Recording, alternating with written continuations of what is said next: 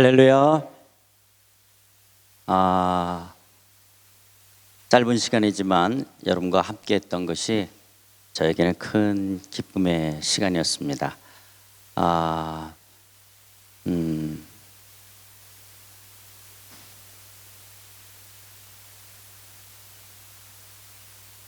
예.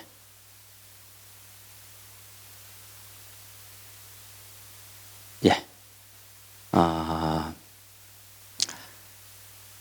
복되고 아름다운 주일인데 여러분과 함께 예배할 수 있게 하신 우리 하나님 앞에 찬양과 영광을 돌리고요. 참 부족한 사람이지만 창립 25주년 말씀 사경회와 또 이 주일 여러분에게 말씀을 같이 증거할 수 있도록 큰 기회를 주신 우리 이태한 목사님, 우리 당회 또 온 재직 온 성도 여러분께 감사함을 드립니다. 우리가 지금 하나님의 나라에 대해서 쭉 이야기를 살펴봤습니다. 자, 우리가 하나님의 나라, 천국이라는 말이 무슨 말이냐? 천국이란 하나님의 다스림, 통치, 왕권을 가리키는 용어를 천국이라고 말합니다. 죄와 불의로 타락한 세상을 심판하시나 구원하시는 하나님의 역동성을 천국이라고 말합니다.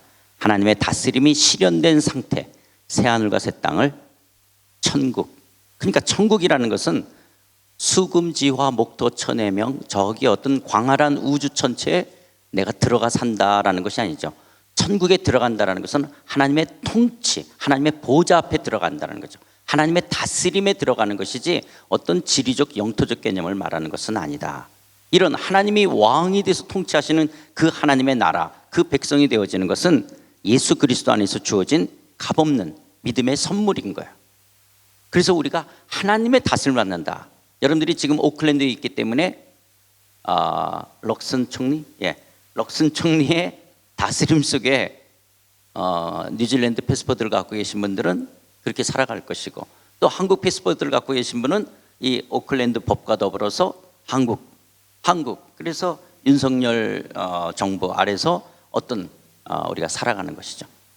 그런데 우리는 이 세상의 정치 권력을 가진 사람들은 인간의 연약함과 더불어서 바른 공의와 정의로 나라를 다스리지 못하고 사랑과 섬김으로 다스리지 못하지만, 하나님의 나라는, 하나님은 공의와 정의로 우리를 다스리시고, 그리고 하나님의 그 사랑과 섬김으로 우리를 다스려 주시는 분입니다. 그래서 우리는 이 하나님의 다스림, 통치 안에서 그 나라를 기업으로 누리는 자들, 그런 사람들을 우리는 크리스찬, 성도다, 하나님 나라 백성이라고 합니다. 그래서 하나님 나라 백성들은 이 땅에서 그 하나님 나라를 먹는 것과 마시는 것이 아니기 때문에, 그래서 교회에서 이거 마셔도 돼요, 이거 마시면 안 돼요, 이거 먹어도 돼요, 이거 안 먹어야 되는 이런 것들에 우리가 매는 것이 아니라, 어떤 절기나 어떤 음식이나 어떤 제도에 매는 것이 아니라, 하나님 나라는, 하나님의 통치는 성령 안에서 의와 평강과 희락을 누려가는 거예요.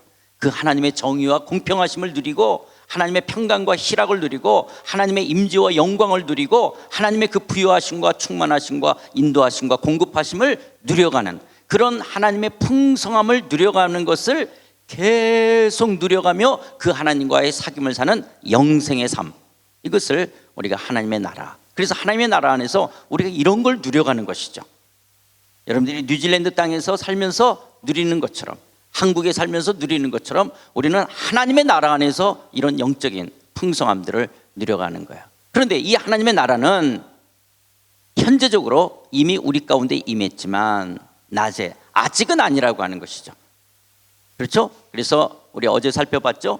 현재적으로 하나님의 나라는 이미 시작되어졌어요. 마치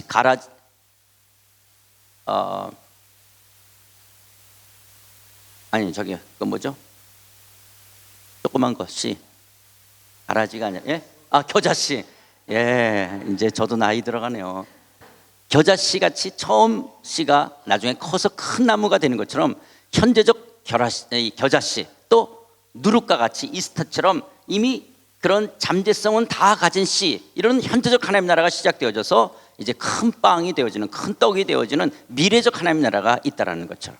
그래서 이미 우리는 3일 독립이 선언되어졌지만 8.15 광복이 오지 않은 것처럼 우리는 이 땅에서 살아가는 거예요. 이미 하나님 나라 백성이 됐지만 아직 예수님의 재림으로 완성될 나라는 아니라고 하는 거죠. 그러면서 이 이미와 아직을 살기 때문에 겪어야 되는 여러 가지 갈등, 텐션의 원인들이 뭐 여러 가지 있겠지만 크게 세 가지로 폐잔병된 사단이 활동한다. 그런데 이 사단은 거짓의 합이다. 거짓의 합이. 또 예수 안 믿는 넌크리스천들하고 같이 살아야 된다는 거예요. 넌크리스천들과 같이 살아야 된다. 뿐만 아니라 그리스도인들은 하나님 나라 백성된 우리들은 아직까지는 이 땅에 있는 동안 육신의 연약함이 있고 또 죄에 길들여지는 상태적인 미성숙함을 갖게 되어진다라는 겁니다. 그런 우리를 위해서 이미와 아직 속에서 우리에게 주어진 것이 바로 교회라는 공동체다라고 말씀을 드렸댔어요. 그래서 이 교회는 뭐 1차적으로는 유니버설 처치, 우주적인 교회죠. 오고 가는, 그리고 앞으로 거듭날 모든 하나님 나라의 백성들, 각 나라와 족속과 백성과 방언. 이 각 나라와 족속과 백성과 방언이라는 것은 헬라어로 인류라는 단어가 없어서 표현을 그렇게 하는 거죠. 각 나라와 족속과 방언이라고 하는 것은 온 인류를 이야기하는 것들이죠. 거기에 거듭난 하나님의 나라의 백성들을 우리는 교회라고 그러는데, 그 유니버설 처치가 로컬 처치로, 지역 교회로 오클랜드 갈보리 교회로 모이는 거죠. 유니버설 처치, 우주적인 교회는 어떤 죄의 모순이 없죠. 그러나 아직까지는 이 땅에 우리가 로컬 처치로 모일 때 이 교회 안에는 아직 거듭나지 않은 사람도 모이고, 또 거듭났다 할지라도 상태적으로 성숙한 삶이 아닌 여전히 상태적인 죄를 짓는 의인답지 못한 삶을 살아가는 사람들이 여전히 있는 거예요. 그렇기 때문에 지역교회는 갈등이 있고 아픔이 있고요, 고통이 있는 거예요. 그럼에도 불구하고 우리는 신분이 의롭다함을 얻은 하나님 나라의 백성이기 때문에 얼마나 존귀하고 얼마나 귀한 존재인지 모르죠. 마치 여러분, 우리가 자녀들이 옛날 우리 부모님들은 자식을 뭐 5, 6, 때로는 뭐 3, 4 이렇게 낳잖아요.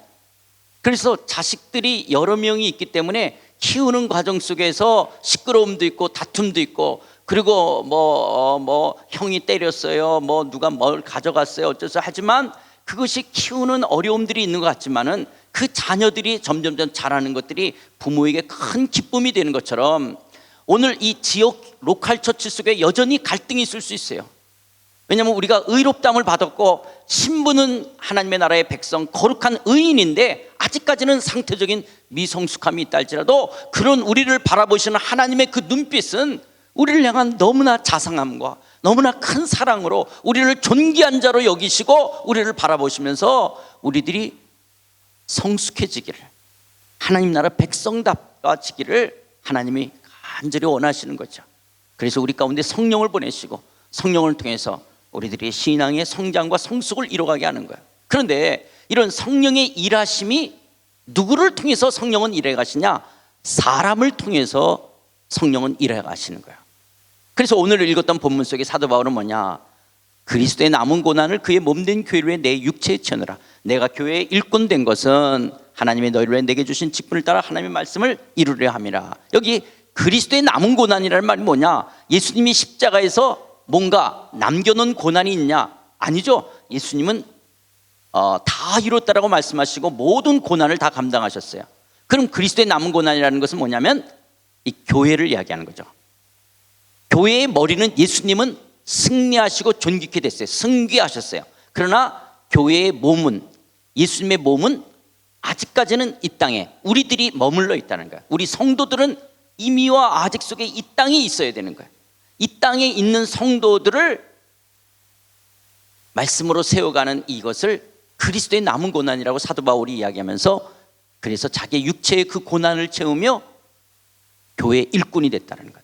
교회의 일꾼이 돼서 아직 이미와 아직을 살아가는 성도들 그 한 사람 한 사람들에게 예수를 전파하고 각 사람을 권하고 모든 지혜로 각 사람을 가르쳐서 각 사람을 그리스도 안에서 온전한 자로 완전한 자로 세우는 이 일, 이것을 위해서 나도 사도 바울은 내 속에서 능력으로 역사하시는 역사를 따라 힘을 다하여 각 사람을 권하고 각 사람을 가르치고 각 사람을 그리스도 안에서 온전한 자로 살아가는 이 교회의 일꾼으로서의 삶을 살아갔다라고 이야기하는 거죠.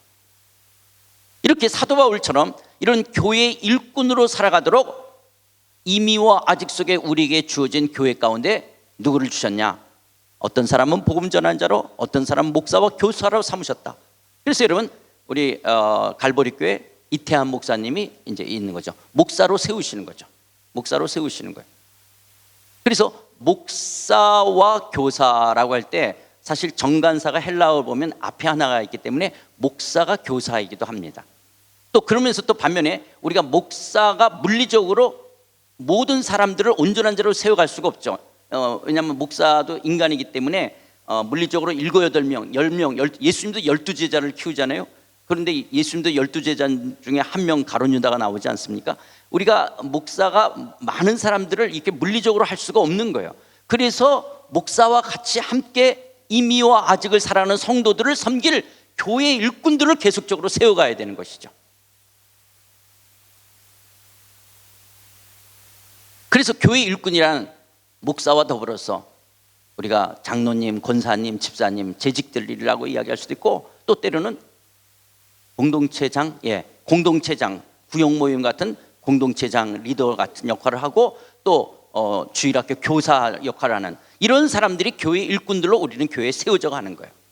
그래서 교회 일꾼이란 그리스도의 이런 남은 고난에 참여하는 자들이에요. 임의와 아직을 살아가는 사람들을 돕는, 그 주의 백성을 섬기는 사람들을 교회 일꾼이라고 말하는 거예요. 그러니까 내가 신앙이 성장하면 성장할수록 내가 교회 일꾼으로 헌신하는 거예요. 영혼들을 섬기는 거예요. 저들이 임의와 아직을 살아가면서 얼마나 어려워요. 사단이 거짓 아비가 끊임없이 우리를 속이는데 때로는 우리가 미혹당하잖아요.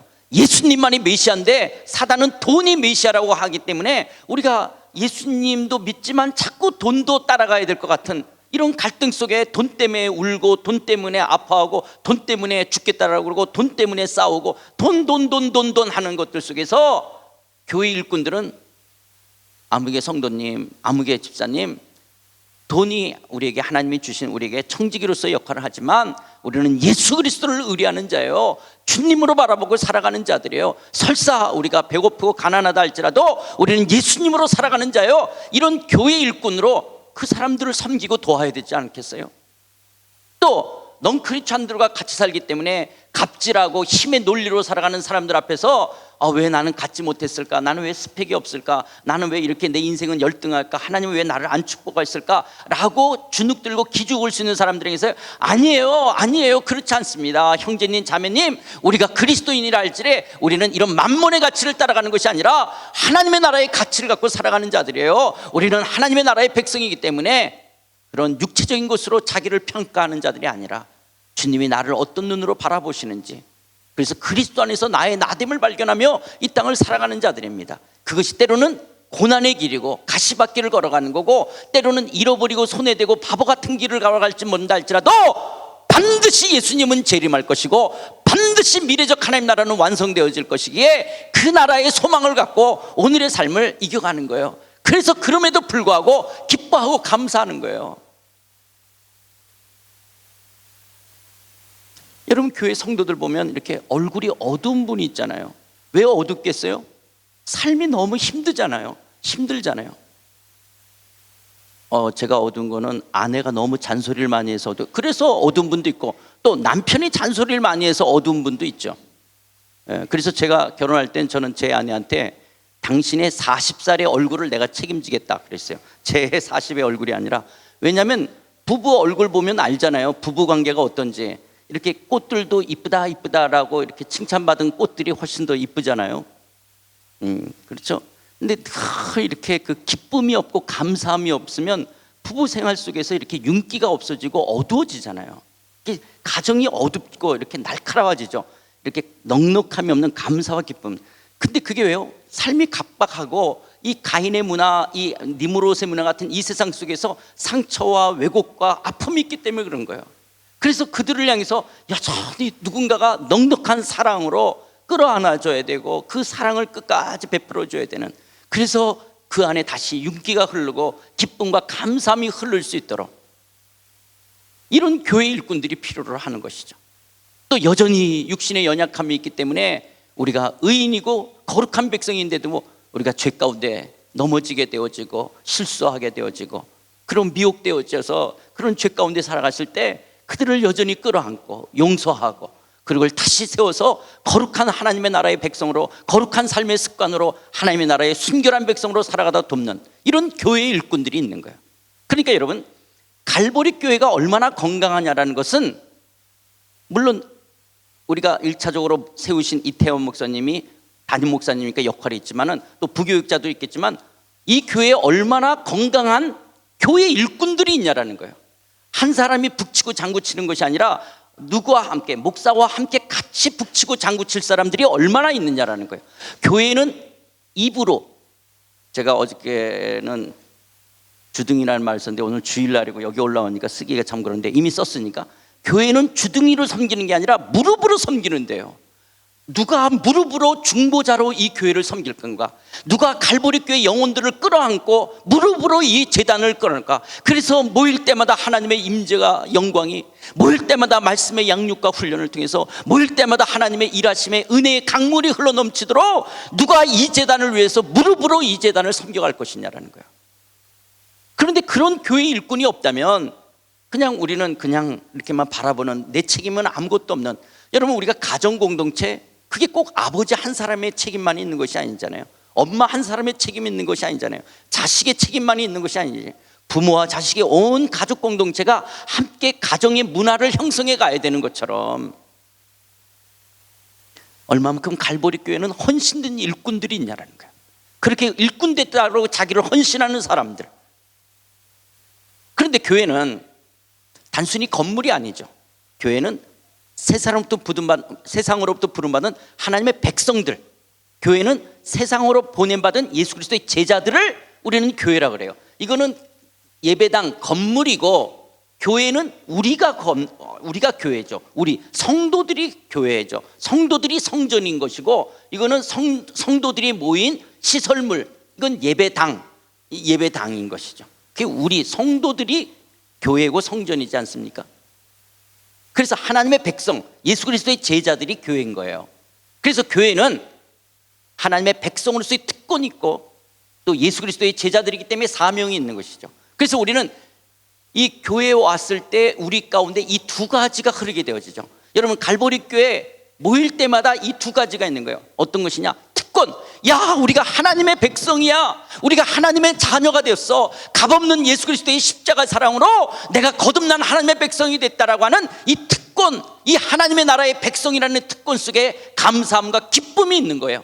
또 동시에 우리는 세상에 보내졌다라고 하는 사명감, 내가 교회 일꾼으로서, 그리고 예수 그리스도의 부활의 증인으로 이 복음이 증거되어야 된다라고 하는 이 사명, 이것이 모일 때마다 이 특권과 사명이 함께 나타나는 것이 예배요, 교육이요, 어떤 모임이요, 모든 행사들이 이런 특권과 사명으로 나타나는 것들이죠.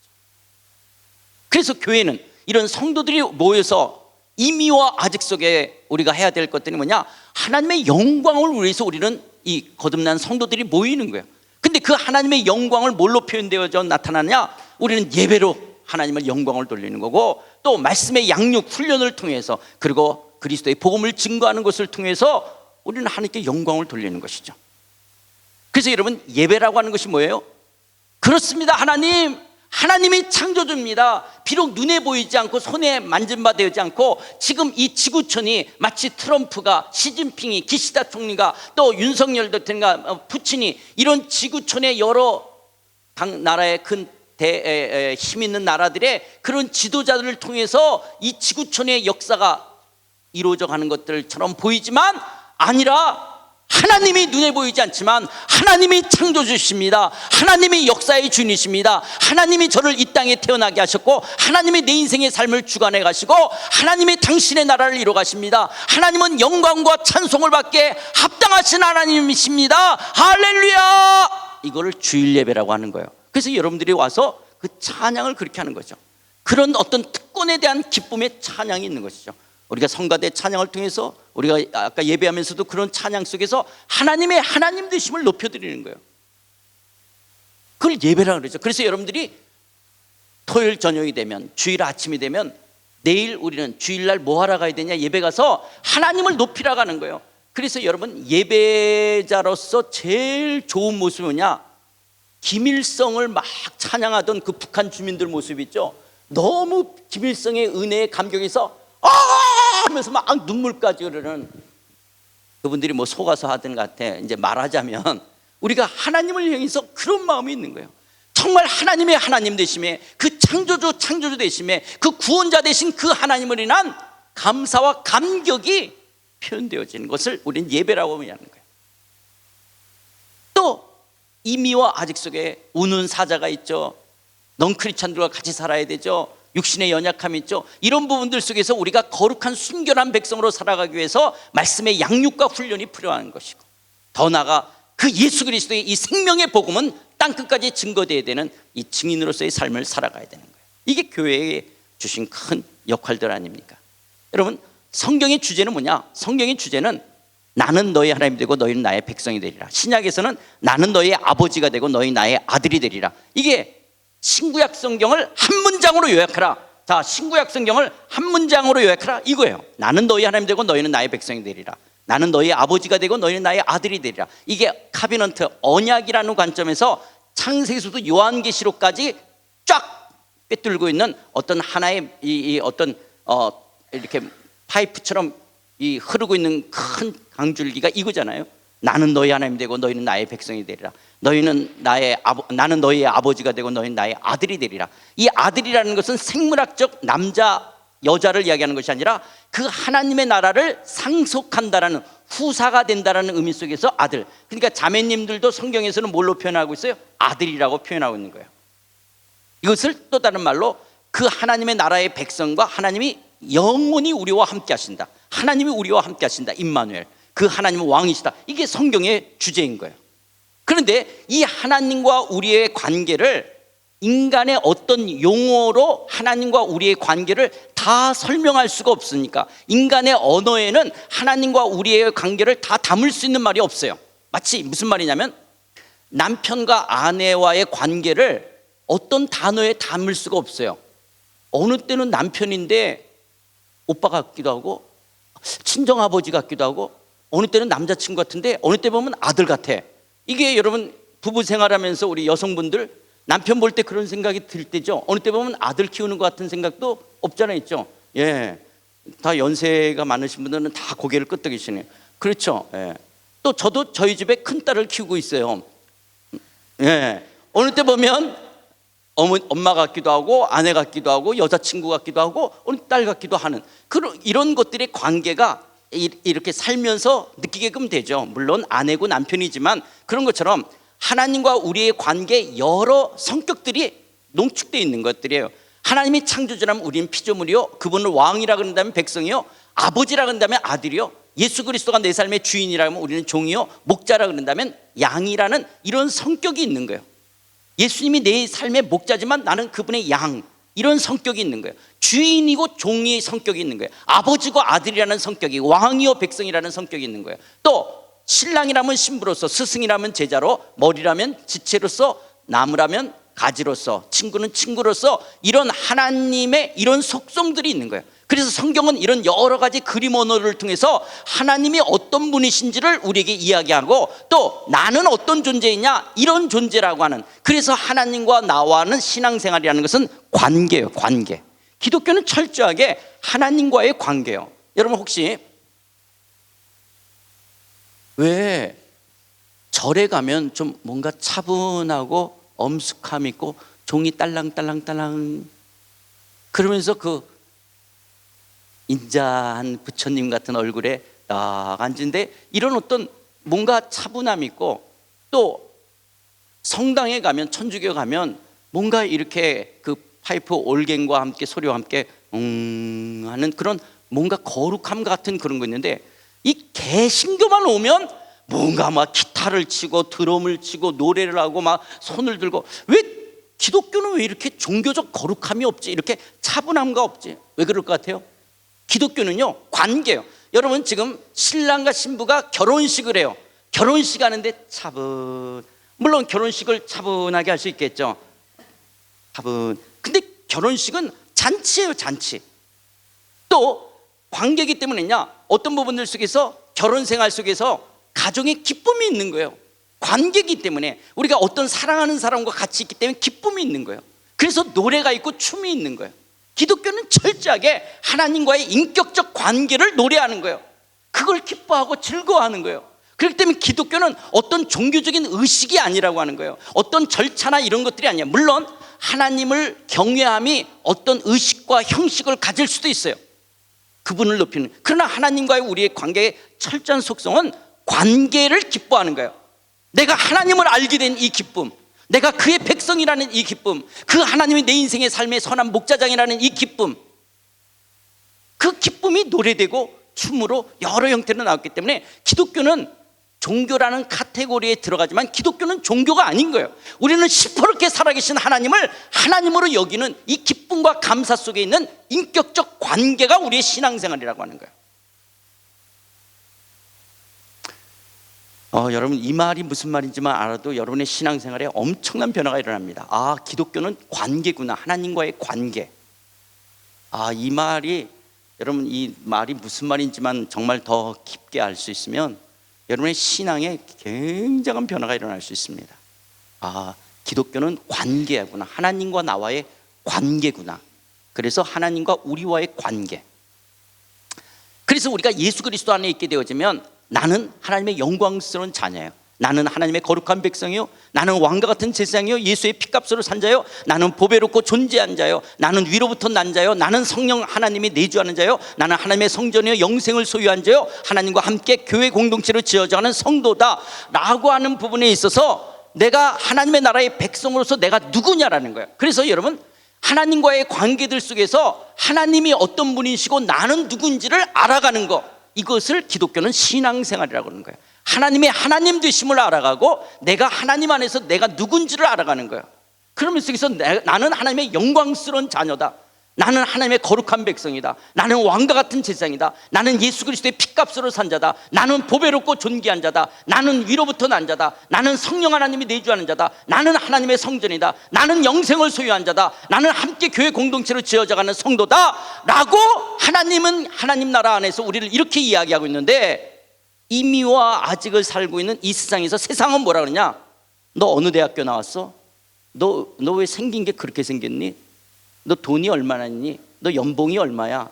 그래서 우리는 하나님 나라의 백성으로서 우리는 왕과 같은 보배롭고 존귀한 자로 살아가야 되는데 우리의 정체성이 왜곡되어지는 거예요. 왜 나는 신촌에서 대학을 안 다니고 원주에서 다녔을까? 모르는 분 그냥 넘어가셔도 됩니다. 뭘 말하는지 몰라도 괜찮습니다. 하여튼 왜 그럴까? 왜 나는 도남동이 아니고 천안이었을까?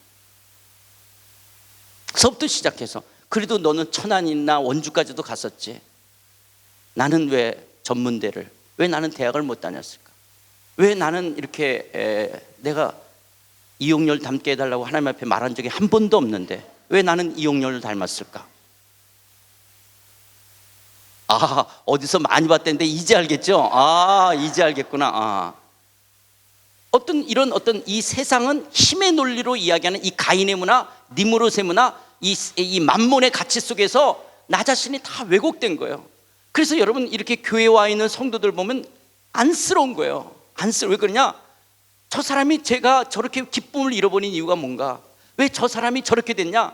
이 가인의 문화가 완전히 사람을 전부 능력으로 평가하고 돈으로 평가하고 뭔가를 잘해야지만 잘한다라고 평가하니까, 그래서 어릴 때서부터 너는 이렇게 이쁘게 생겼니? 그런데 어떤 사람은 이쁘다는 말을 못 들어보고 잘하는 사람이 있을까? 야, 넌 장군감이야, 너 이 다음에 대통령 될 거지? 그런데 그러네.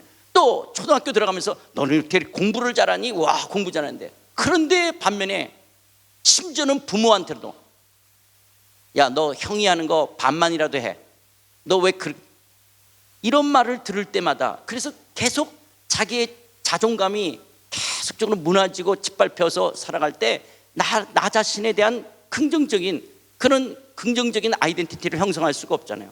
우리는 주님 안에서 하나님의 나라의 영광스러운 자녀요, 하나님의 거룩한 백성이요, 왕과 같은 제사장이요, 예수 그리스도의 피값이 지불되어진 예수의 피값으로 산 자요, 보배롭고 존귀하고 하나님의 나라 위로부터 난 자요, 성령 하나님이 내주하는 자요, 하나님의 성전이요, 영원한 생명 영생을 소유한 자요, 함께 교회 공동체로 지어져 가는데, 이게 닐 앤더슨이 쓴 책, 한국의 유아자 교수님이 번역한 자인데요, 내가 이제 누구인지 알았습니다라는 책이 있어요. 시카고의 윌로 크릭 커뮤니티 처치에서 필독서로 보고 있는 책인데요. 거기에는 한 150가지를 성경에서 내가 누구인지를 알도록 이렇게 정리한 게 있어요. 그래서 이 닐 앵더슨 연구소 속에서는 굉장히 이 사람이 사회적인 그런 아까 말했던 이 세상의 관점으로 봐도 많은 걸 가진 사람이에요. 그런데 이런 열등감과 왜곡되어져서 늘 그런 건강한 삶을 살지 못해요. 그 사람들을 이거를 매일 아침마다 150개를 읽게 해요.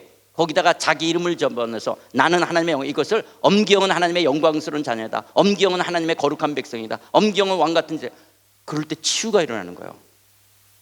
계속 이 세상에서 짓눌리고 나를, 거기다가 부모들이 이 뭐 같은 놈아 어떤 이렇게 우리는 욕을 했잖아요. 부모들이 이 자존심은 꺾어야 되고 자존감은 높여줘야 되는데 우리가 이제 우리 부모님들이 이런 걸 잘 못 배웠기 때문에 너무너무 그 자존감을 짓밟았잖아요. 잘 되라고 그 욕을 하는 것들이 너무 자존감들을 짓밟는.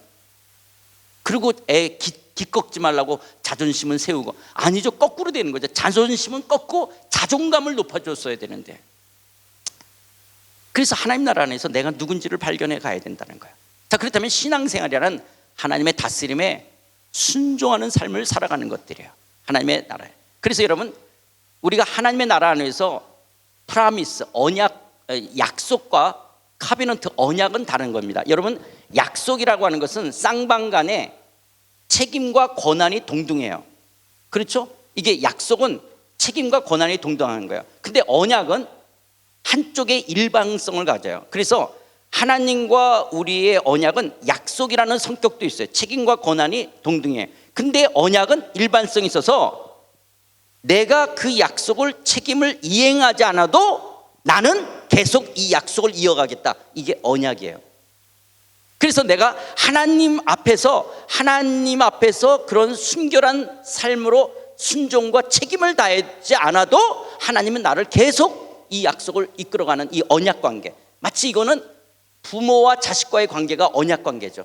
네가 아무리 부모의 마음을 속삭여도 너는 내 새끼라고 하는 것을 내가 절대로 바꾸지 않는.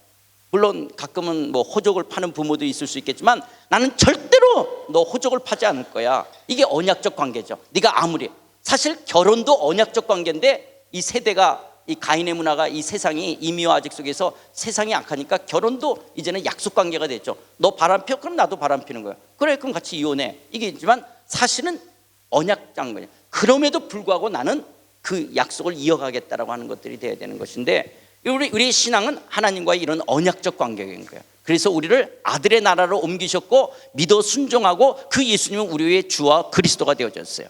그래서 그 주님이 우리를 에덴 동산에 이끌었고요. 그러니까 내가 무슨 일을 할지 이 일을 끌고 오고 누구랑 살지 또 끌고 오시고 심지어 구원받는 것도 그렇고요. 사역도 다 하나님의 주권적 섭리 가운데 인도해요. 여러분들이 나름대로 자녀들을 생각하고 여러분들의 노후를 생각하고 뉴질랜드에 이민 왔다 할지라도 그것을 허용하신 분이 하나님이시라면 하나님이 여러분의 삶을 인도하시는 거예요. 나를 이끌어 오시는 거예요. 마치 에덴의 아담과 하와를 이끌어 오시고 아담 앞으로 동물들을 이끌어 오셔서 생물들의 이름을 짓게 하시는 노동 일을 하게 하시고, 그리고 아담에게 하와를 이끌어 오시고 우리의 구원도 하나님이 이끌어 오시는 거고 우리의 사역도 이끌어 가시는 이런 하나님의 주권적 섭리 가운데 있다라고 하는 것 속에서 제가 여러분들에게 이런 얘기했던 거 있잖아요. 요셉이 팔렸다라고 자기 인생을 해석했다면 형들을 죽였겠지만 보내졌다라고 해석했기 때문에 하나님의 구원의 역사를 이루는 거예요. 여러분, 진화론적 사고를 하게 되어지면 내 인생은 우연의 산물이에요. 그러나 창조론적 사고라면 하나님의 주권과 섭리 속에 계획이 있고 목적이 있는 거예요. 내가 어쩌다 태어난 것이 아니라 하나님의 계획과 목적 속에서 나는 태어난 하나님 앞에서 가치가 있고 의미가 있는 존재예요. 나는 인간으로서의 존엄성을 가진 거예요. 왜? 하나님이 내 인생의 계획과 목적을 갖고 나를 이 땅에 태어나게 한 거예요. 그런데 이 가인의 문화, 이 이미와 아직 이 세상 나라는 진화론적 사고를 이야기하기 때문에 단순히 출발이 내가 우연의 산물이다라는 것이 아니라 우리 생각 자체가 우연의 산물이에요. 그렇기 때문에 내 인생이 의미가 없다고 생각하는 거예요. 그래서 내가 내 인생을 얼마든지 죽일 수도 있는 거예요. 왜냐? 다 나는 우연의 산물이니까. 그래서 다른 사람을 죽이거나 자기를 죽이는 것이 나는 우연의 산물인 거예요. 어쩌다가 태어난 거예요. 내가 낳고 싶어서 낳은 게 아니에요. 그러나 내가 창조론적 사고를 하게 되어지면 나라는 존재가 하나님의 계획과 목적이 있어서 이 땅에 태어났다는 거예요. 그렇기 때문에 내 인생은 보내진 거예요. 오클랜드에 보내졌고, 갈보리교에 보내졌고, 내가 이 시댁에, 이 친정집에 보내졌고, 내가 이 좌합 속에 내가 보내졌고, 이 보내졌기 때문에 여기서의 의미, 여기서의 목적, 여기서의 하나님의 뜻이 무엇인지를 물어가는 거예요. 그렇다면 내가 어떻게 하나님의 통치 다스림을 받아갈 것인가? 우리가 하나님의 말씀과 기도를 통해서 주님과의 사귐, 이게 보편적인 것이죠. 하나님의 말씀과 기도를 통해서 주님과의 사귐을 통해서 하나님을 알아가고, 우리의 가정과 일터, 사회생활 속에서 하나님이 이런 분이시구나, 하나님이 이렇게 역사하시는구나, 우리가 흔히 간증을 우리가 하기도 하는 것처럼 우리 삶 속에서 하나님의 손길들을 체험해가는 것이에요. 그리고 지체들과 함께 더불어 믿음의 공동체 속에서 하나님을 알아가는 거예요. 그러면서 좀 더 구체적으로 하나님의 통치를 받는다는 것이 뭐냐? 1차적으로는 내가 어떻게 하나님의 다스림을 받을 것이냐? 성령이 우리 안에 내주하셔야 돼요. 성령이 우리 안에 오시지 않고서는 하나님의 다스림을 받을 수가 없죠.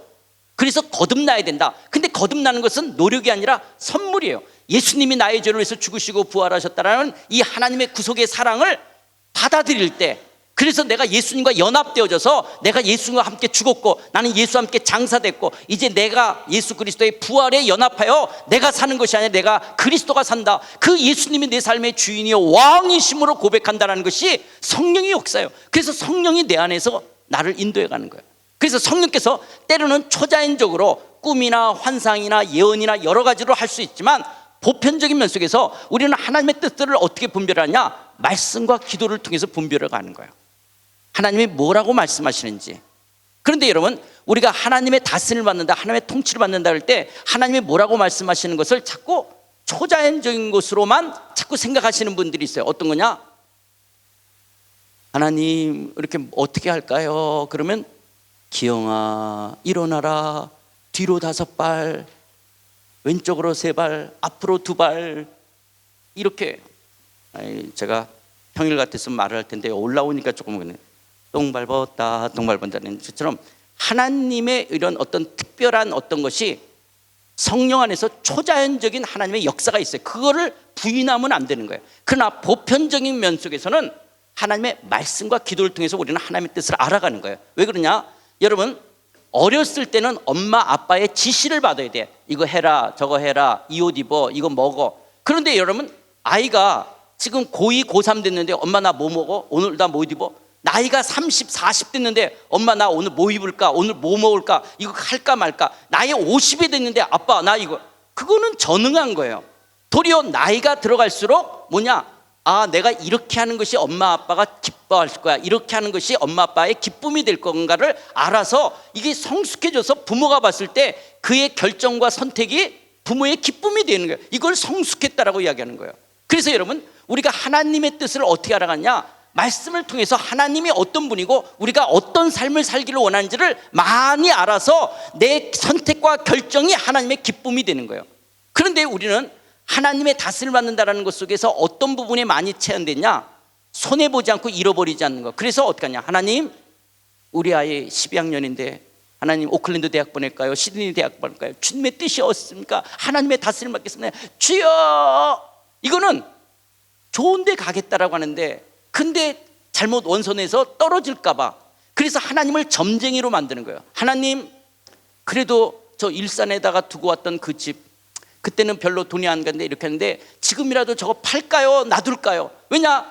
내가 경제적인 면 속에서 이런 것으로 하나님의 뜻을 구하는 거 찾는 것이 아니야. 물론 우리는 이렇게 할 수 있어요. 작은 것이라도. 하나님, 우리 애가 이제 원서를 내려고 그러는데 하나님 오클랜드 대학을 가야 될지 시드니 대학을 가야 될지 하나님 우리가 잘 결정할 수가 없습니다. 그러나 하나님, 이 아이의 생명의 주인이시고 이 아이의 왕이 주님이심을 고백합니다. 하나님, 얘 대학 생활을 인도해 주십시오. 어디로 가야 될지 잘 인도해 주십시오. 그리고 선생님하고 이야기하는 거예요.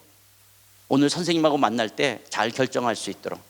그래서 멜번 대학으로 내는, 이렇게 하여튼 그러는 거예요. 그렇게 어떻게 보면 그러는 거죠. 하나님, 저 집 팔까요 말까 할 때도 하나님, 제 마음속에 여전히 돈에 대해서 이렇게 불안해하는 내가 여전히 물질의 주인 노릇하네요. 하나님 이 모습을 불쌍히 여겨주십시오. 그러나 하나님 내게 주신 거 저거 어떻게 해야 될지, 지금 팔아야 될지 아니면 놔둬야 될지 제 마음속에 이런 갈등이 있습니다. 이런 내 마음의 물질을 자꾸 주인 노릇하는 걸 용서하시고 이 부분을 어떻게 해야 될지 하나님 인도해 주세요. 그리고 누구랑 이야기해야 될까요? 부동산 관계자하고 이야기해서 파는 거예요. 어떻게 할지를. 그것이 우리의 그런 크리스찬의 삶인 것이죠. 하나님을 의뢰하지만 그것이 점쟁이처럼 오는 것들이 아니라는 거예요. 그리고 우리의 어떤 선택과 결정이 말씀 속에서 하나님의 원리를 아는 거예요.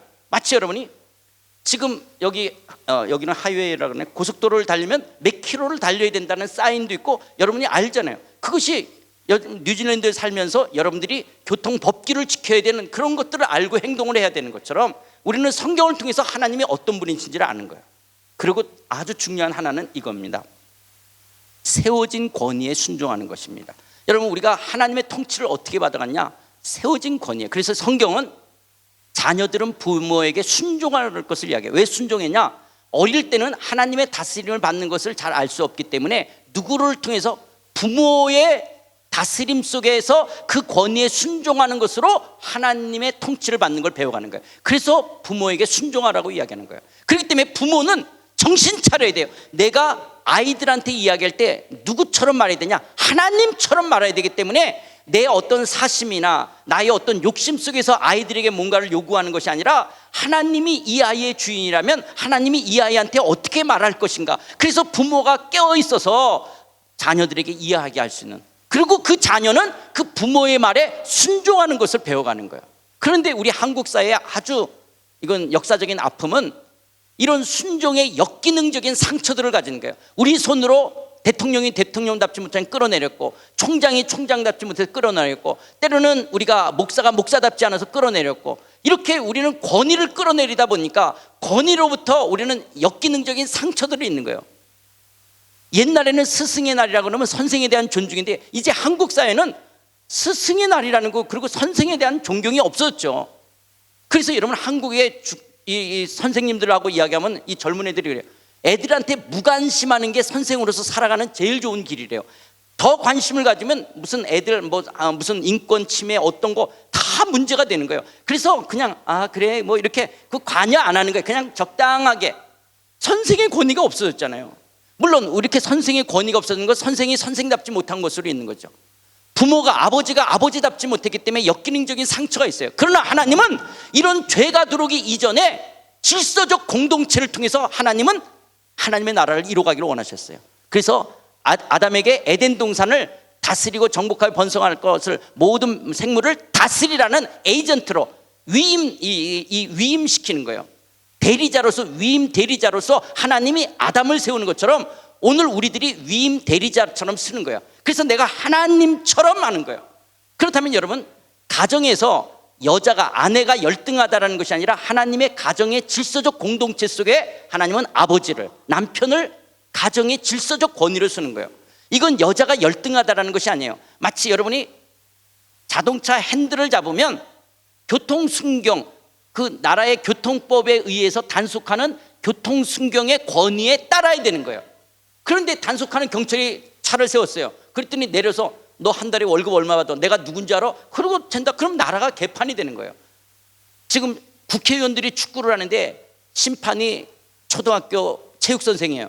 그래서 반칙을 하니까 호래가 봤더니 국회의원이 와가지고 조인트 까면서 내가 누군지 알고 반칙이라고 그래. 그러면 축구 못하게 되어지는 거예요. 어떤 질서적 권위가 있는 게 질서적 권위라고 하는 거예요. 여러분, 회사를 가면 누가 있어요? 사장이 질서적 권위가 있고, 전무가 있고, 상무가 있고, 부장이 있는 질서적 권위가 있는 거예요. 교회에 오면 목사라고 하는 질서적 권위가 있는 거예요. 이것이 우월하다라는 것이 아니에요. 아버지가 아내보다 더 우월하다라는 것이 아니라 질서적 권위인 것들이에요. 그래서 교회는 목사를 세우면 목사의 질서적 권위에 순종하는 걸 배워야 되는 거예요. 그런데 우리는 자꾸 이런 상처, 역기능적인 상처가 있는 거예요. 목사가 목사답지 못했다는 것 때문에 우리는 선생이 선생답지 못하고, 아버지가 아버지답지 못하고, 대통령이 대통령, 그래서 다 끌어내렸던 이 역기능적인 상처. 그런데 죄의 뿌리는 뭐냐? 권위에 도전하는 게 죄의 뿌리예요. 하나님에게 도전하는 거잖아요. 하나님을 하나님으로 여기지 않겠다라는 거예요. 이게 죄의 뿌리가 권위를 도전하는 것들입니다. 그래서 여러분, 하나님 나라 안에서 이 질서적 권위를 주장한 이걸 가져간다는 것을 배워가는 것은 너무너무 중요하다는 거예요. 그래서 히브리서에서도 너희를 인도하는 자들에게 순종하고 복종하라는 거예요. 왜요? 그들은 너희 영혼을 위해 경성하기를 자신들이 청산할 것인 것 같지 않으니라. 그들로 하여금 즐거움으로 이것을 하게 하고 근심으로 하지 말라는 거예요. 여러분, 부모가 자녀들을 양육할 때 자녀를 양육하는 것이 즐거움이 돼야 되는 거예요. 그런데 어떤 자녀로 인해서 부모가 즐거움이 아니라 고통이 되는 부모가 있잖아요. 자식을 키운다는 게. 교회에서 여러분, 목회하는 것이 즐거움으로 하게끔 하셔야 돼요. 목사들이 이걸 즐거움으로 할 수 있도록 근심으로 목회를 하도록 하는 것은 여러분들에게 유익이 없다고 하는 거예요. 회사를 갔는데 직원이 사장을 근심하게, 그래서 내가 무조건 자를 수 있다라고만 생각하는 것이 아니라 그런 어떤 즐거움으로 그 일을 할 수 있도록 세워진 권위들을 하는 거예요. 아부를 하라는 것이 아니에요. 맹종을 하라는 것이 아니에요. 우리가 질서적 권위를 세우는 것이 내 인격인 것들입니다. 그 하나님의 열심 속에 하나님은 당신의 나라를 이뤄 가시고 또 그분은 영광과 찬송을 받아 가실 것입니다. 제가 조금 더 있는데 시간이 많이 가서 그냥 그림만 보고 넘어갈까요? 그래서 교회 예배 훈련 증거라는 것들 속에 우리 양육과 훈련이 있었는데 이런 거 있기 때문에 우리가 교회에서 말씀의 양육과 훈련이 있어야 된다. 어제 있다는 거 있었죠. 그래서 우리는 동화되거나 섞여서는 안 되기 때문에 교회는 말씀과 양육의 훈련이 있고, 그래서 설교라고 하는 것이 이런 말씀의 양육과 훈련 속에 있는 거 있고, 성경 공부가 있어서 완전한 자로 세워가는 이 일을 하는 거예요. 완전한 자. 그런데 여러분, 이 완전한 자라는 말이 어디냐? 완전, 온전, 이 헬라어로 같은 단어를 쓰는 거예요.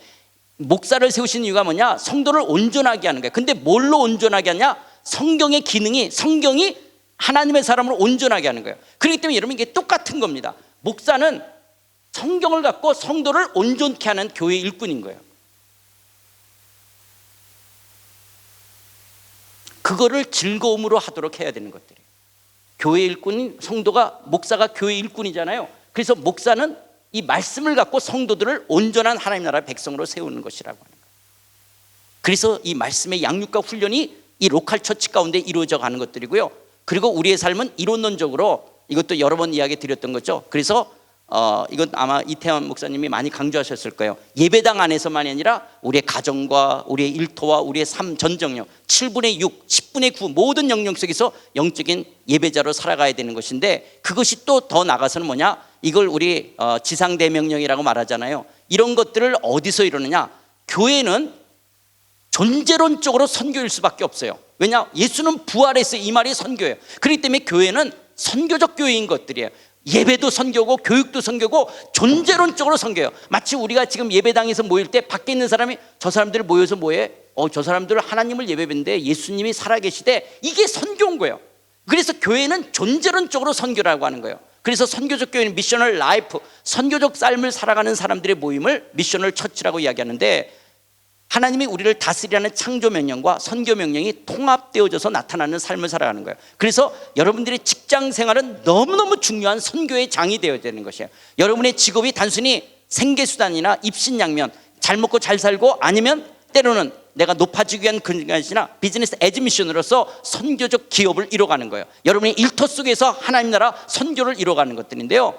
이런 이것까지 이야기하려면, 그래서 이런 선교적 기업으로 여러분이 기독교 어떤 십자가 달아놓고 달력 달아놓고 이렇게 겉으로 기독교 냄새를 내는 것이 아니라, 여러분의 회사의 운영 철학이, 회사의 운영 시스템이, 회사의 이윤의 분배가 성경적으로 이루어지는 거예요. 그래서 회사가 성경적으로, 그래서 마치 목사가 성경적으로 교회를 목회하듯이 여러분의 일터를 성경적으로 일터를 운영하시라는 거예요. 그래서 하나님의 나라가 여러분의 일터 속에 이루어져 가는 것들입니다. 왜냐하면 교회의 존재 이유는 거듭 이런 하나님을 예배하고 하나님을 알아가고 내가 누군지 알아가고 이 양육과 말씀의 훈련 속과 더불어 그리스도의 복음이 증거되어야 되기 때문에 그렇습니다. 왜냐하면 예수님은 다시 오실 것이고 우리는 그 나라에 들어갈 것이기 때문에 그렇습니다. 그래서 다음번에 또 하나님이 허락하시면, 그렇다면 그리스도인들은 어떻게 살아야 될 것인가, 이미와 아직을 사는 그리스도인은 어떻게 살 것인가를 보시고요. 혹시 제가 너무 많은 양을 말이 빨리 많이 했기 때문에 그렇다면 이 책이 있습니다. 내가 선고 거룩한 땅이라는 책이 있는데요.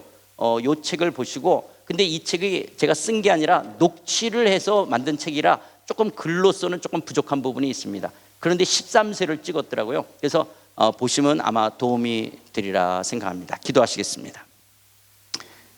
하나님 아버지, 갈보리 교회 25주년을 맞이하게 하시고 오늘 하나님 앞에 감사의 예배드리게 하신 것 감사함을 드립니다. 이 제단의 머리가 되시고 주인이 되시고 왕이 되신 이가 하나님이시며 우리 주 예수님이심을 고백합니다. 지난 25년을 이끌어 오신 주님, 영광과 찬송을 받아 주시옵소서. 갈보리 교회가 지속적으로 주님 오시는 날까지 하나님의 하나님 되심을, 하나님의 임재와 영광을 드러내는 귀한 복된 제단 되게 하여 주시옵소서. 하나님, 모일 때마다 그리스도의 사랑이 넘치게 하여 주시고 그리스도의 기쁨과 감사함이 넘치는 아름다운 제단 되게 하여 주시고 말씀의 양육과 훈련을 통해서 그리스도의 온전한 자로 세워가게 하여 주시고 더 나아가 하나님의 이 오세아니아와 열방을 섬겨가는 선교적 교회로서의 사명을 감당할 수 있도록 도와주시고 하나님의 일터 가운데 하나님의 나라를 온전히 세워가는 주의 권속들, 주의 백성들을 쓸 수 있도록 사랑하는 성도들을 축복해 주시옵소서. 하나님, 우리 이태원 목사님, 사모님, 또 모든 교육자들 즐거움으로 이 사역을 기쁨으로 감당할 수 있도록 도우시고 교회 가운데 교회 일꾼들이 더해져 가게 하여 주셔서 함께 예수 그리스도의 이 피 묻은 그리스도의 복음을 땅끝까지 증거하며 교회가 교회로서의 사명을 감당할 수 있는 무릎으로 몸된 교회를 섬겨가는 하나님의 사람들, 교회 일꾼들이 더해져 가는 귀한 제단 되게 하여 주셔서 하나님의 갈보리 교회를 향하신 하나님의 뜻이 하늘에서 이루어진 것처럼 이 땅에서 하나님의 뜻을 이루는 아름답고 하나님의 복된 행복한 귀한 제단 될 수 있도록 하나님의 갈보리 교회를 축복해 주시옵소서. 25년을 인도하신 에베네셀 되신 하나님께서 이제 다음 35년 또 50년을 맞이할 때 하나님께서 우리를 그렇게 인도하셨다라고, 우리 갈보리 교회를 이렇게 하나님께서 이끌어 오셨다라고 하나님의 하나님 되심을 기뻐하며 찬양하며 영광 돌리는 복된 제단 되게 해 주시옵소서. 온전히 주와 주의 말씀의 손에 갈보리 교회를 온 성도들을 온전히 의탁드리옵고 예수 그리스도 이름으로 기도드리옵나이다. 아멘. 감사합니다.